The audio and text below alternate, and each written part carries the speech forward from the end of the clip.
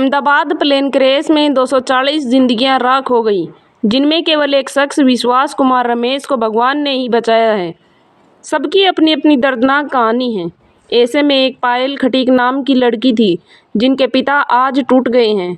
माँ का रो रो कर बुरा हाल है। पिता और परिवार का दर्द भी सुनवाएंगे।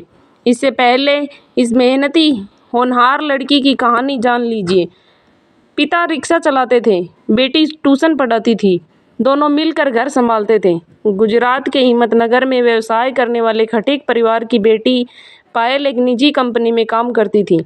वह अपनी कंपनी की ओर से लंदन जा रही थी और पहली बार फ्लाइट में बैठी थी।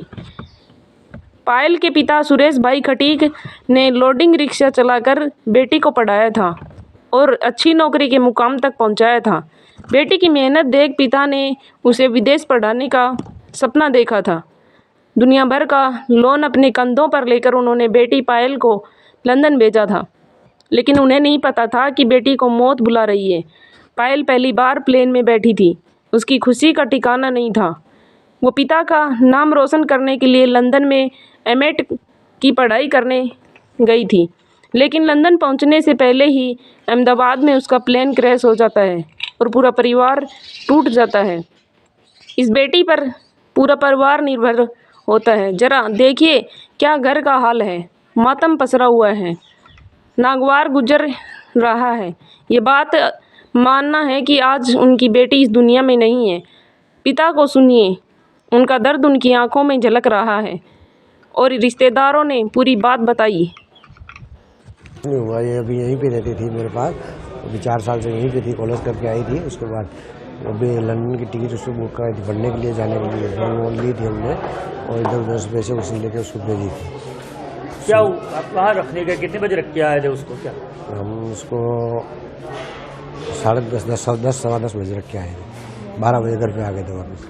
वहाँ पे कैसे उसको लंदन जाने के लिए कैसे हेल्प हुआ? क्या पैसे की क्या मदद हुई? क्या हुआ सब? पैसे की मदद तो लोन ली थी हमने, बाकी इधर उधर से उछीने करके भेजे थे उसको, बाकी कुछ नहीं था। अब अहमदाबाद गए तो आपको क्या बच्ची को देखने मिला? क्या हुआ? आपका टेस्ट लिया? क्या हुआ? कुछ नहीं लिया, डीएनए टेस्ट लिया था, कुछ मिला नहीं। कुछ डीएनए टेस्ट लिया, उसके बाद बोला 72 घंटे बाद दूंगा, इसके बाद कुछ नहीं मिला। क्या नाम है आपका?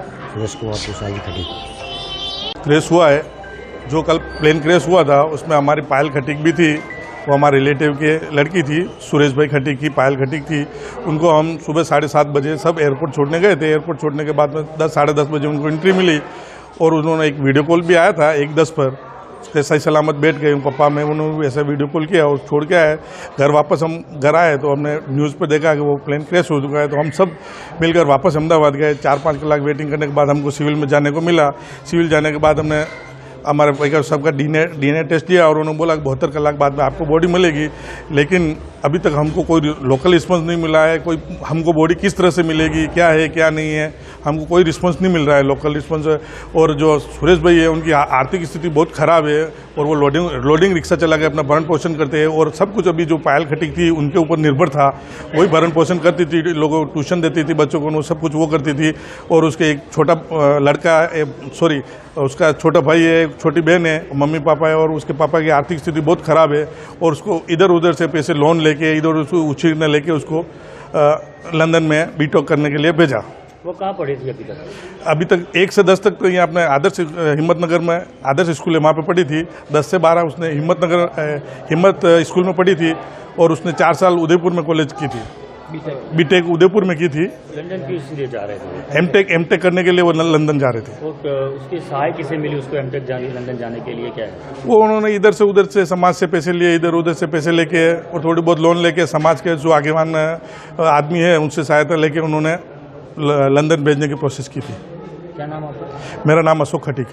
आपको बता दें कि गुरुवार दोपहर 1:39 पर उड़ान भरने के चंद मिनटों बाद ही अहमदाबाद में विमान क्रैश हो गया और मेघानी नगर में पहले विजय मेडिकल कॉलेज की मेड बिल्डिंग से टकराया। इसके बाद अतुल में हॉस्टल से टकरा गया। इसके चलते विमान आगे के गोले में तब्दील हो गया। चारों तरफ धुआं और मलबा बिखर गया। चीख पुकार मच गई। इस हादसे में अब तक सिर्फ एक व्यक्ति जीवित पाया गया है। अब इस दर्दनाक कहानी पर आपकी क्या राय है, हमें कमेंट करके ज़रूर बताएं।